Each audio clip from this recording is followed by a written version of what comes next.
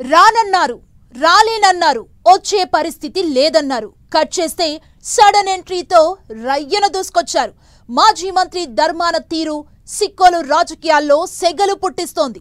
గత ఎన్నికల్లో ఓటమి తర్వాత సైలెంట్ అయిపోయిన ధర్మాన 9 నెలలుగా అజ్ఞాతంలోనే ఉండిపోయారు.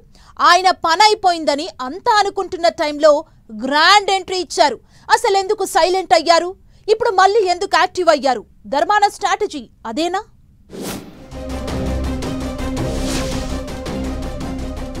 ధర్మాన ప్రసాదరావు ఏపీ రాజకీయాల్లో పరిచయం అవసరం లేని పేరు.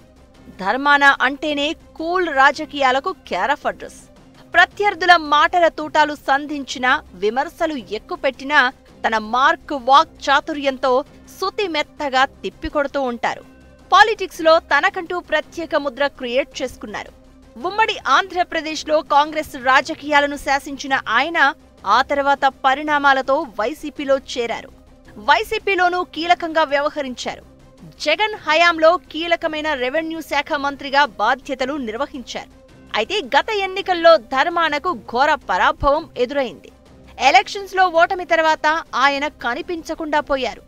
రాజకీయాలకు దూరంగా ఉంటూ వస్తున్నారు. దీంతో ధర్మాన చుట్టూ రకరకాల ప్రచారం వినిపించింది. కట్ చేస్తే ఇప్పుడు సడన్ గా ప్రత్యక్షమయ్యారు.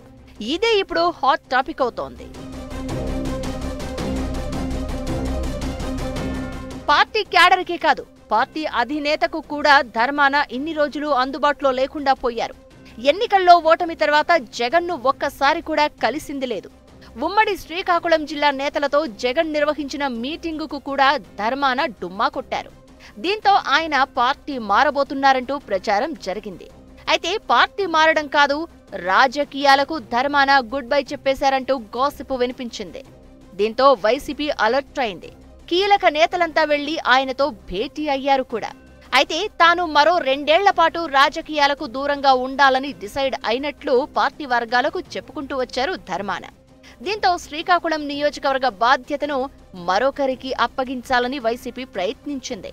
నిజానికి నూతన ఇన్ఛార్జిని నియమించాలన్న ప్రతిపాదన తీసుకువచ్చిందే ధర్మాన అనే ప్రచారం జరిగింది.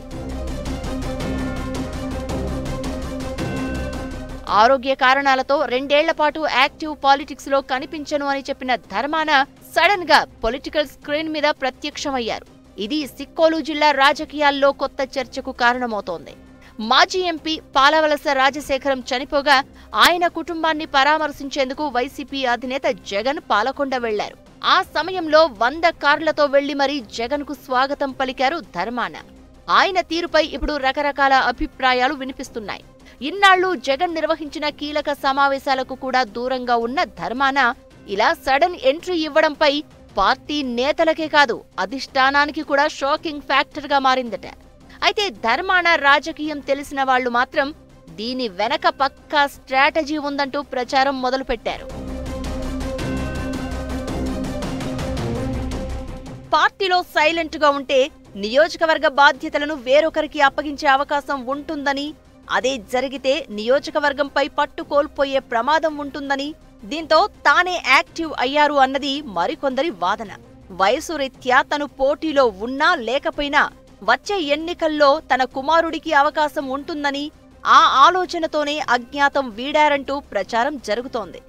రానని చెప్పి వచ్చారు అంటే, వస్తూ హడావుడి క్రియేట్ చేశారంటే ధర్మాన సడన్ ఎంట్రీ వెనుక భారీ వ్యూహమే ఉందనే గుసగుసలు వినిపిస్తున్నాయి. ఆయన స్ట్రాటజీ ఎలా ఉన్నా ధర్మాన ఎంట్రీ మాత్రం సిక్కోలు వైసీపీ క్యాడర్కు కొత్త ఊపిరి పోసిందనే ప్రచారం జరుగుతోంది.